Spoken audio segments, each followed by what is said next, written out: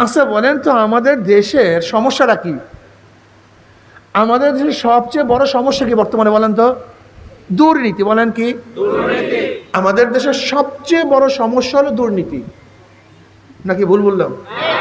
সবচেয়ে বড় সমস্যা দুর্নীতি। দুর্নীতি করে কারা? মূর্খরা না শিক্ষিত মানুষরা? পত্রিকায় দেখেন নাই সকল শিক্ষিত চোর না, কিন্তু যারা চুরি করে সবাই শিক্ষিত। যারা চুরি করে সবাই শিক্ষিত, কিন্তু শিক্ষিত হয়েছে কিন্তু তারপরে চুরি করে কেন? আমাকে বলুন।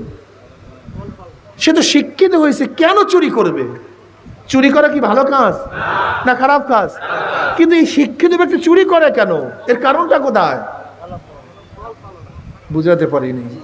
ইসলাম বুঝেন নাই, ইসলাম সম্পর্কে গবেষণা করেন নাই। আপনারা ভাবছেন যে ইসলাম ইসলাম মনে হয় মাটির নিচের জন্য আসছে।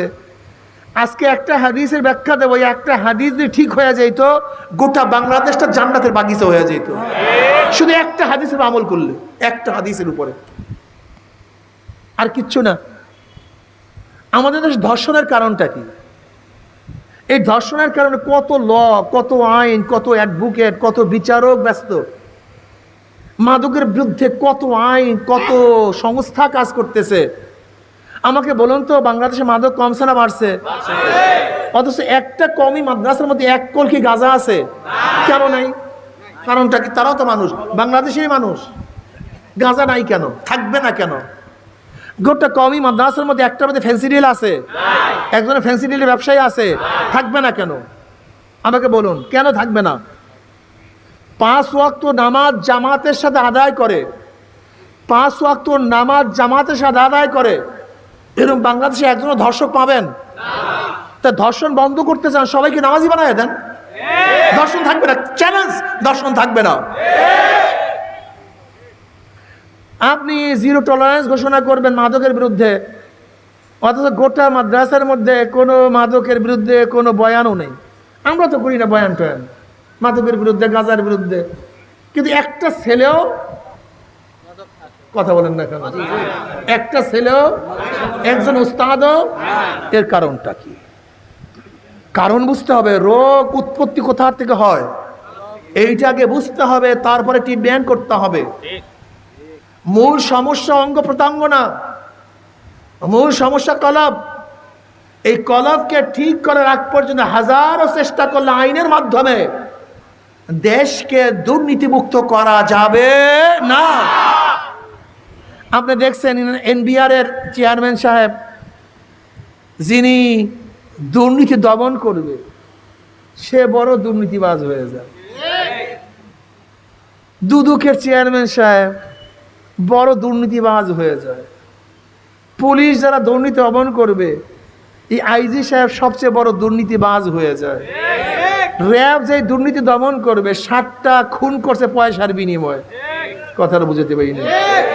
দুর্নীতি যারা দমন করবে তারা সবচেয়ে বড় দুর্নীতিবাজ হওয়ার কারণটা কি? মাদক যারা নিয়ন্ত্রণ করবে তারা মাদক ব্যবসায়ী হবে কেন?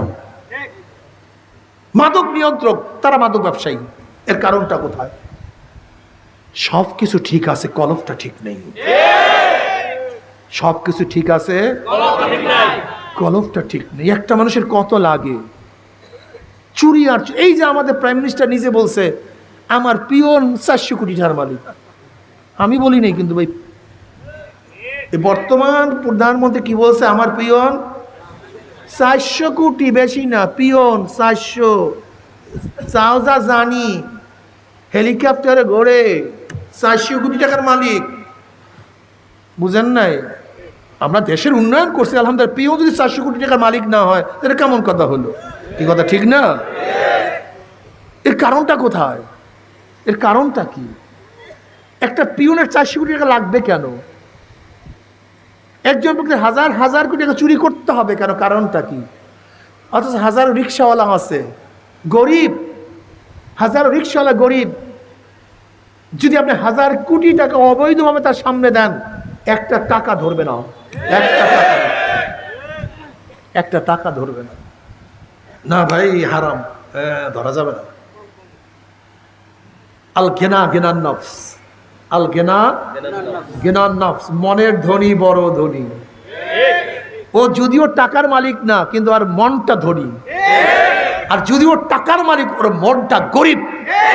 এর জন্য আরো চাই, আরো চাই, আরো চাই। চুরি আর চুরি, ডাকাতি আর ডাকাতি। পুকুর চুরি না সাগর চুরি, কি ঠিক নাই? আপনি কি দেখেন নাই, ইউনিভার্সিটিতে পড়তে গেছে 100 ধর্ষণ করে সেঞ্চুরি পালন করে। ইউনিভার্সিটির ছাত্র 100 ধর্ষণ করার পরে মিষ্টি বিতরণ করে, সেঞ্চুরির মিষ্টি। একজন ছাত্র, কি বুঝলেন?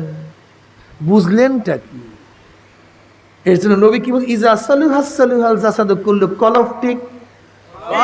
জোরে বলেন।